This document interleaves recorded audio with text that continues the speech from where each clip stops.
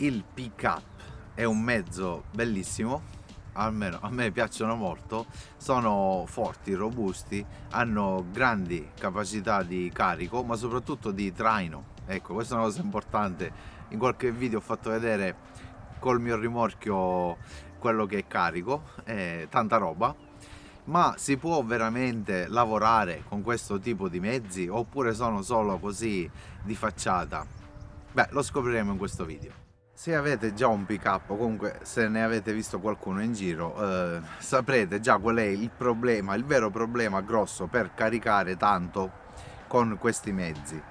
A parte il fatto che ce ne sono diverse versioni, no? Quelli con la cabina singola, quindi il cassone più lungo e via dicendo, fino alla cabina doppia, dove il cassone è più corto, quindi il peso va messo, diciamo, più indietro quando si va a caricare e ovviamente ci sono dei problemi. Diciamo che il mezzo oscilla un po' di più carichiamo più oscilla, però c'è una cosa che disturba tantissimo e anche ci fa un po' arrabbiare quando andiamo a caricare: i passaruota. Ecco, i famosi passaruota che sporgono all'interno del cassone e ci rubano spazio importantissimo, prezioso, perché è proprio vicino alla cabina, appunto. Ecco, come vedrete qui dietro di me, intanto il cassone ovviamente è un pochino modificato e c'è un paracabina fatto serio, non solo perché è in acciaio inox, ma insomma è fatto in modo da caricare veramente bene e soprattutto assicurare anche il carico con eventuali cinghie, corde, qualsiasi cosa. E poi si vede benissimo, penso, che sono stati rimossi i passaruota. Oh, finalmente era un peso sullo stomaco. Ho questo mezzo da 7 anni ed è stato veramente pesante continuare a lavorare in quel modo come era prima. Adesso è tutta un'altra storia. Però qual è il punto? Non si può semplicemente togliere i passaruota. Ovviamente i costruttori hanno progettato il mezzo in un certo modo, quindi non si possono rimuovere così con leggerezza e basta. Perché? Perché ovviamente potrebbero toccare le ruote senza passaruote, no? Ebbene, quindi si devono apportare altre, se vogliamo, piccole modifiche. Quindi io, in base alla mia esperienza, ovviamente io non sono un esperto di meccanica o di metalmeccanica, però vi posso dire che grazie a delle semplici cose, se vogliamo, non molto economiche, ecco, questo ci arriviamo dopo, ovviamente vi dirò anche bene o male una stima dei costi per andare a fare un lavoro del genere. Si può lavorare veramente bene anche con un cabina doppia, cioè con un cassone piccolo. Questo qui, il cassone è lungo 1,50 m circa, è largo sempre 1,50 m più o meno, anche meno, qualche centimetro in meno, perché si vede sicuramente anche dal video lo spessore delle parti laterali ruba spazio anche all'interno del cassone. Però a meno che non togliete completamente il cassone, quello di serie, diciamo quello che portano tutti i pick up, e mettete un cassone proprio trilaterale, ad esempio con le sponde, che era il mio sogno, devo dire, però non lo posso fare in questo momento. Quindi prima di andare a tagliare i passaruote, come dicevo, dobbiamo cambiare un'altra cosina. Ecco, è una cosa semplice se vogliamo: i tamponi fine corsa. Come sapete, questi mezzi portano le sospensioni a balestra, va bene? Queste cosiddette a balestra, ora scusate se non sono molto tecnico con questi termini appunto di meccanica, questo tipo di sospensioni portano un tampone fine corsa che appunto blocca le nostre balestre. Bene, ho sostituito i tamponi di serie che erano dal basso verso l'alto.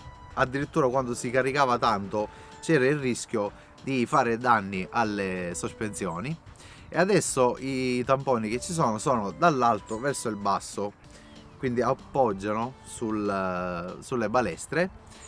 A un certo punto impediscono all'asse di piegarsi troppo o comunque sia alla ruota di arrivare a toccare in questo caso ormai c'è il cassone dove prima c'era lo spazio appunto creato dai passaruota. Quindi questa è una spesa più economica se considerate il costo dei materiali, quindi poca roba. Andare a fare una modifica del genere con 100 euro di materiali si fa. Grazie a questa piccola modifica per diversi anni ho lavorato bene, ecco, non c'era più il problema di andare a sforzare troppo le sospensioni, quindi rischio di andarle a rovinare perché si potevano piegare al contrario. Ovviamente magari io esagero con i pesi quando siamo qui all'interno della nostra azienda, ci possiamo un po' sbizzarrire. Ovviamente su strada questo mezzo può portare 800 kg, quindi 8 quintali. È meglio rispettare, ecco, queste indicazioni, però fino a 1400 kg li ho caricati, ecco, per piccoli spostamenti così, diciamo, internos, e magari di più li porta. Ho anche, ecco, questa è una cosa in più che ho voluto fare, ho anche rafforzato le balestre, quindi con ulteriori 2 file di balestre, così tanto per diciamo avere un po' più comfort quando ecco a pieno carico o col carico superiore del pieno carico, non so come si dice in questo momento, non mi viene, quindi ci stiamo capendo. Si possono fare tante cose, può dare tante soddisfazioni, ma c'era sempre il problema che alla fine non potevo caricare tutto in avanti, se vogliamo, ecco, vicino al paracabine, quindi il peso era troppo spostato indietro. Immaginate tutto quel peso in pomodori o altri ecco, ortaggi che andiamo a coltivare o nelle casse o in beans, pedane, come volete voi, andavano tutti indietro, quindi tutti nella parte posteriore. Adesso posso caricare qualsiasi cosa, se vogliamo, fino in fondo al cassone. Soprattutto noi lavoriamo appunto, come dicevo prima, con beans, pedane e casse, e andare a mettere direttamente una pedana magari col muletto a paracabina, quindi, e poi legarla bene per andare a fare qualche chilometro in giro per il mondo, così in tutti i mercati del mondo, sono soddisfazioni, sono comodità, sono risparmio tempo ovviamente, sia di carico e di scarico, e la sicurezza su strada è superiore ovviamente, perché anche se assicuravo al massimo anche prima i carichi, però avendo, come dicevo, il peso bilanciato molto male, sicuramente c'erano problemi di stabilità del mezzo, dovevo ridurre parecchio la velocità su strada e tante altre cose. Tornando al discorso, per andare a fare questo lavoro non si può solo tagliare i passaruota, si capisce subito che resterebbero dei buchi, quindi si devono andare quantomeno a mettere delle lamiere, a modellarle, ecco, per chiudere il cassone. Poi si deve riverniciare tutto, ok, saldare prima le lamiere, riverniciare tutto è un'altra cosa ovvia. Io ho preferito rivestire con una vasca in alluminio il cassone. Secondo me il lavoro è stato fatto molto bene, sicuramente lo vedrete anche voi dalle immagini più ravvicinate. In alluminio perché è più leggero, va bene, ovviamente è anche più costoso, anche perché per le saldature con l'alluminio i costi sono superiori, però il risultato devo dire che è veramente molto buono e sto lavorando molto bene, sono contento, ecco. Poi il paracabine l'ho sistemato appunto per fare arrivare i carichi al massimo, quindi devono attaccarsi al paracabine quando si va a legare magari con delle cinghie a cricchetto che tirano parecchio, non ci sono problemi, va bene. Quindi tutto questo, considerate, per fare un lavoro del genere come materiali ci vogliono ulteriori 1000 euro. Qui sto parlando solo di materiali, è vero che in questo periodo costano di più, ma in base a dove vi trovate potrebbero costare ancora di più. Sono tutti lavori artigianali, ovviamente fatti da a mano, quindi i costi di manodopera, se voi siete in gamba e siete bravi, quindi vi arrangiate, potete fare voi questa modifica e il costo sarà veramente quello più o meno a grandi linee. Se dobbiamo considerare i costi di manodopera di un lavoro del genere, quindi di modifiche, adattamenti e tante piccolezze, perché per dire un'altra cosa, si deve modificare anche il bocchettone, ecco, del carburante, ok? Quindi ci vuole molto tempo e la manodopera di questo tipo di lavori costa tantissimo, quindi i costi totali poi potrebbero essere anche il doppio o anche di più, dipende da chi va a fare questi lavori.